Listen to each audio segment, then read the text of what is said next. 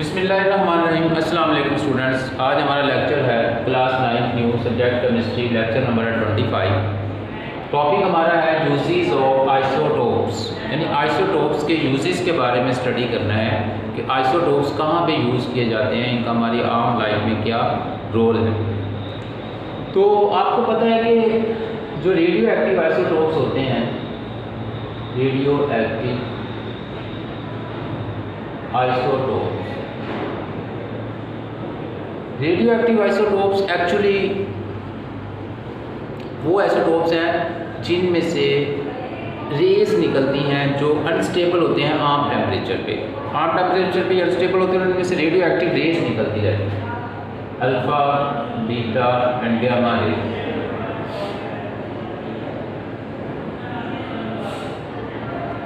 ये तीन किस्म की रेस निकलती हैं। इनमें से जो अल्फ़ा और बीटा होती हैं लेस पेनिट्रेटिंग होती हैं, यानी कि स्लो फ्रीक्वेंसी की वेव्स होती हैं, ज़्यादा इफेक्टिव नहीं होती। जब गामा रेस जो होती हैं ये हाईएस्ट फ्रीक्वेंसी की रेस है। अब ये जो रेस हैं ये हम मुख्तलिफ़ किस्म के ट्रीटमेंट के लिए यूज़ करते हैं, यानी आइसोटोप्स को अगर हम इनकी रेस को अगर हम बॉडी के अंदर यूज़ करें तो बॉडी के अंदर बहुत सारे जो पेचीदा प्रॉब्लम्स हैं उनको हम इससे रिमूव कर सकते हैं। तो सबसे पहले इसका पहला यूज़ हम पढ़ेंगे radiotherapy, treatment of cancer. Number 1 radio therapy यानी treatment of cancer.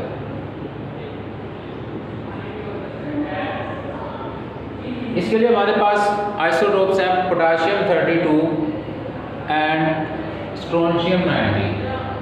Potassium 32, strontium 90, ये दो ऐसे आइसोटोप्स हैं जिनमें से बीटा रेस निकलती हैं। बीटा रेस मीन के कम पेनिट्रेटिंग रेस हैं ये। तो ये दो रेडियो एक्टिव आइसोटोप्स हैं जो अनस्टेबल हैं रूम टेम्परेचर पे, और इनमें से निकलती है बीटा रेस, हर वक्त रिलीज़ हो रही होती हैं। तो अगर बॉडी की स्किन के ऊपर कोई प्रॉब्लम है, कोई कैंसर है या कोई ट्रीटमेंट करनी है, तो इन रेस को बॉडी की स्किन के ऊपर रिलीज़ किया जाता है, तो वहाँ से कैंसर जो है वो कैंसरियस सेल ख़त्म हो जाते हैं।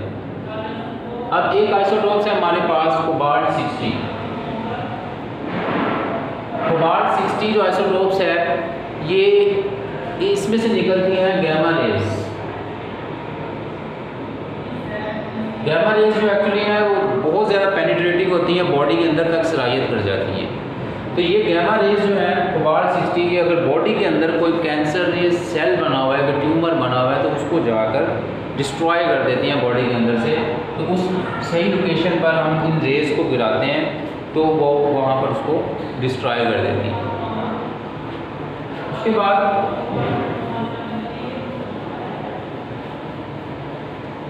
हम बात करेंगे जनाब, सेकंड पॉइंट हमारा है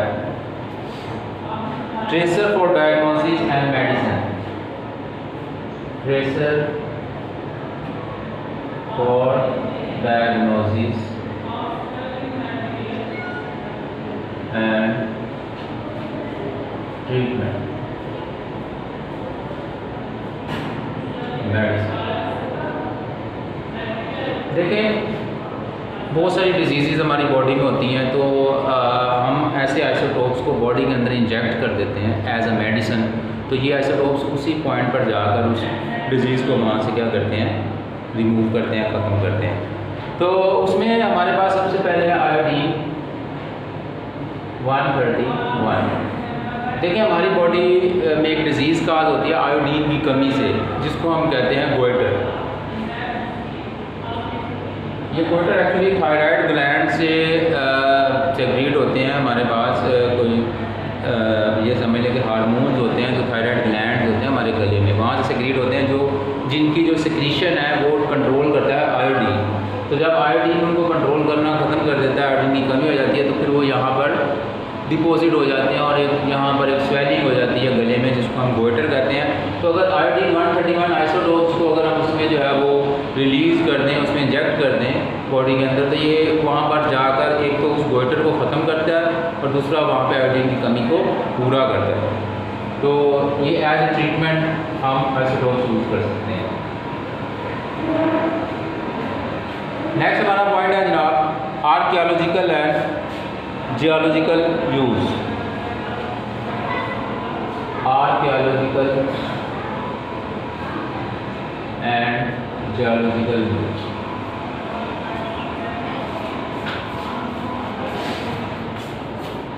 देखें, कार्बन 14 एक ऐसा आइसोटोप है जो हमारी बॉडी के अंदर हर वक्त मौजूद है। जो हम फूड खाते हैं ना, यानी प्लांट्स खाते हैं, तो प्लांट के अंदर भी कार्बन 14 होता है, तो वो प्लांट से हमारी बॉडी में आ जाता है। और जब तक हम लिविंग रहते हैं ये आइसोटोप जो है वो हमारी बॉडी में रहता है।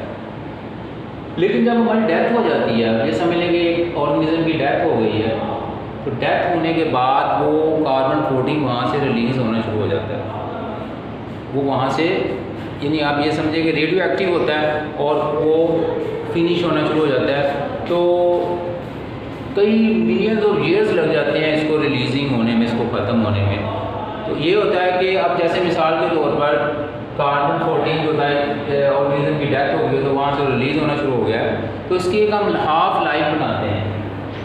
हाफ लाइफ क्या होती है कि वो ड्यूरेशन जिसमें आधा आइसोटोप्स ख़त्म हो चुका है। यानी फॉर एग्जांपल ये C14 की जो मकदार है जब हाफ डिस्ट्रॉय हो जाती है, तो वो हाफ डिस्ट्रॉय होने की जो ड्यूरेशन है, जो टाइम जितना उसको लगता है, उसको हम कहते हैं हाफ लाइफ। अब जो पुराने ऑर्गेनिज्म की डेथ हो चुकी है, जैसे डायनासोर्स की हम बात कर लें, तो उनके फॉसिल्स रिकॉर्ड हमें मिलते हैं। तो हमें कैसे पता चलता है कि ये फॉसिल जो है इतने पुराने हैं? हम क्या करते हैं, अगर फॉर एग्जांपल हमें कोई फॉसिल्स मिला है तो हम उसके अंदर जो कार्बन 14 है उसको कंपेयर करते हैं फ्रेश ऑर्गेनिज्म की कार्बन 14 के साथ। अब ये वाला जो कार्बन 14 है ये कंप्लीट पड़ा हुआ है एक ऑर्गेनिज्म, ये वाला कार्बन 14 जो है वो फॉसिल्स पे और ये डिस्ट्रॉय हो चुका है। ये देखना कितना डिस्ट्रॉय हो चुका है। अब इसको कंपैरिजन हम करते हैं इस ऑर्गेनिज्म के साथ, तो हमें पता चलता है कि फॉर एग्जांपल ये हाफ लाइफ इसकी जो है वो कितनी है। तो हम ये देखेंगे कि इतना डिस्ट्रॉय होने में इसको कितना टाइम लगेगा। इससे हम कंपेयर करेंगे इसको, तो हमें पता चल जाएगा कि इतना जो कार्बन 14 यहाँ से फिनिश हुआ है, रेडियो एक्टिव आइसोटोप्स का रेज निकली हैं, तो इतना डिस्ट्रॉय होने में इसको कितना टाइम लगता है, तो उसको हम कैलकुलेट कर लेते हैं। फिर हम उसकी एज निकालते हैं कि इतने मिलियन ईयर्स का ये फॉसिल यहाँ पे पड़ा हुआ है। तो कार्बन 14 क्या करता है, as a fossils record age calculate करने के लिए, उसको फाइंड करने के लिए यूज़ किया जाता है। इसको हम कार्बन डेटिंग भी कहते हैं। तो उसके बाद है chemical reaction and structure determination.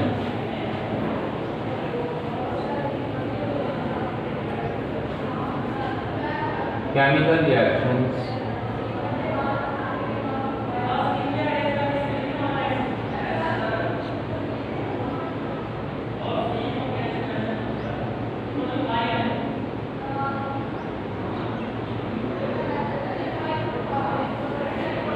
देखिए, हमारे पास एक आइसोटोप्स है जनाब C14, पहले भी इसका यूज़ बता चुके हैं।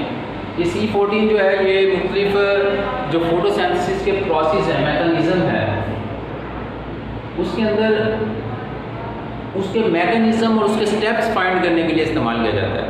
कि हम देखेंगे कि पहले स्टेप फोटोसिंथेसिस के पहले स्टेप में कार्बन 14 कितना यूज़ हुआ है, तो दूसरे स्टेप में कितना कंज्यूम हुआ है। तो इससे हमें पता चल जाता है कि अब कौन सा स्टेप चल रहा है फोटोसिंथेसिस का। फॉर एग्जांपल फर्स्ट स्टेप में हमारे पास कार्बन 14 था, फिर सेकंड स्टेप में कार्बन 14 था, फिर थर्ड स्टेप में कार्बन 14 था।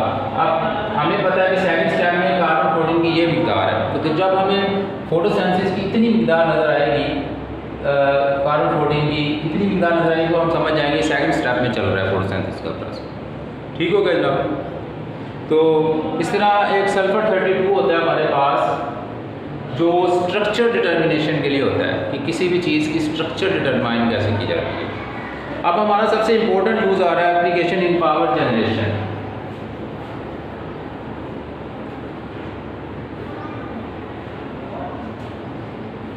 एप्लीकेशन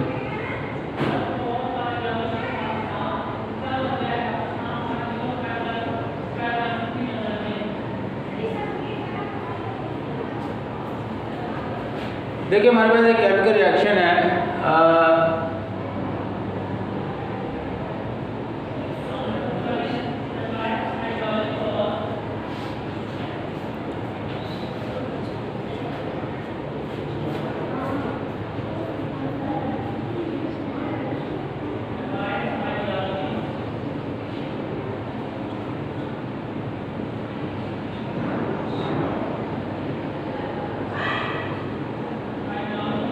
एक आइसोटोप है U92-235, ये रेडियो एक्टिव आइसोटोप्स है और इसके न्यूक्लियस को अगर ब्रेक डाउन किया जाए, इस एटम के न्यूक्लियस को अगर तोड़ा जाए तो उसमें से बहुत ज़्यादा एनर्जी रिलीज़ होती है। यानी कि आप ये समझ लेंगे अगर 1 किलोग्राम यूरेनियम को ब्रेकआउट किया जाए तो वो कम से कम भी आप ये समझ लेंगे पता नहीं कितने किलोमीटर दूर तक जो है वो एक डिस्ट्रक्शन तबाही फैला सकता है। तो इस यूरेनियम को हम क्या करते हैं, हमारे पास एक क्लोज आप ये समझ लेंगे रूम है जिसमें हम इस U92-235 की बम्बार्डमेंट करते हैं, इसको यहाँ पे ब्लास्ट करते हैं या इसमें से इसके न्यूक्लियस को ब्रेक डाउन करते हैं। कैसे करते हैं, इसके ऊपर न्यूट्रॉन की बम्बार्डमेंट करते हैं। न्यूट्रॉन होते हैं हमारे पास बहुत पेनिट्रेटिंग पार्टिकल, ये न्यूट्रॉन इसके न्यूक्लियस को क्या करते हैं, ब्रेक डाउन करते हैं। ब्रेक डाउन करने से यहाँ पे as a energy in the form of heat release होगी, जो हम इस प्लांट के अंदर ये प्रोसेस कर रहे हैं। और ये बाहर कूलिंग प्लांट भी लगा था ताकि हीट बाहर की तरफ ना जाए। अब यहाँ पे क्या होता है, यहाँ से हम इसको जो है वो कनेक्ट करते हैं जनाब एक वाटर प्लांट के साथ। इस वाटर के अंदर से ये पैदा करता है स्टीम, यहाँ से हीट आई, इसने क्या प्रोड्यूस किया, स्टीम। उस स्टीम को आगे हम टरबाइन होते हैं हमारे पास, उन टरबाइन की यहाँ पे शाफ्ट लगी होती है, ये उस टरबाइन को घुमाते हैं। इस टरबाइन का जो कनेक्शन है वो जनरेटर के साथ होता है। अब ये टरबाइन जब घूमते हैं तो जनरेटर घूमता है, जनरेटर घूमेगा तो क्या प्रोड्यूस होगा, इलेक्ट्रिसिटी प्रोड्यूस होगी। ये जो एनर्जी है ये एज आ इलेक्ट्रिसिटी प्रोड्यूस करने के लिए इस्तेमाल की जाती है पावर प्लांट्स के अंदर। लेकिन ये बहुत कॉस्टली मेथड है, यहाँ पे यूरेनियम जब बहुत कॉस्टली होता है इसलिए ये मेथड बहुत ज़्यादातर यूज़ नहीं किया जाता। यानी कि इसमें मैंने बताया कि पावर जनरेशन मीन की इलेक्ट्रिसिटी कैसे प्रोड्यूस की जाती है, यूरेनियम के एटम के ऊपर न्यूट्रॉन जो है पेनिट्रेटिंग पार्टिकल रेज हैं जो इसके न्यूक्लियस को तोड़ती हैं तो वहाँ से हीट निकलती है। वो हीट आगे जाके स्टीम बनाती है, स्टीम को टरबाइन को घुमाती है और फिर जनरेटर चलते हैं और इलेक्ट्रिसिटी प्रोड्यूस होती है। तो ये जब इसको तोड़ा जाता है तो इसमें ये जो आप देख रहे हैं ये क्रिप्टॉन एक एटम और एक बेरियम है, ये बेरियम और क्रिप्टॉन में चेंज हो जाता है, यानी अपना जो एटॉमिक नंबर इनके बराबर कर लेता है। बाकी न्यूट्रॉन निकलते हैं वो दोबारा यूज़ करके एनर्जी जो वो एज आ इलेक्ट्रिसिटी प्रोड्यूस करने के लिए इस्तेमाल किया था। तो ये टॉपिक के अंदर मैंने आपको यूजेस ऑफ हाइड्रोस्टोव सारे बता दिए हैं। तो नेक्स्ट है ना वो हमारा अपना ये चैप्टर ख़त्म हो चुका है, चैप्टर नंबर 2। इसकी एक्सरसाइज जो है वो मैं जब अगला लेक्चर स्टार्ट होगा तो उसमें मार्क कर दूँगा सारे शॉर्ट क्वेश्चन, लॉन्ग क्वेश्चन।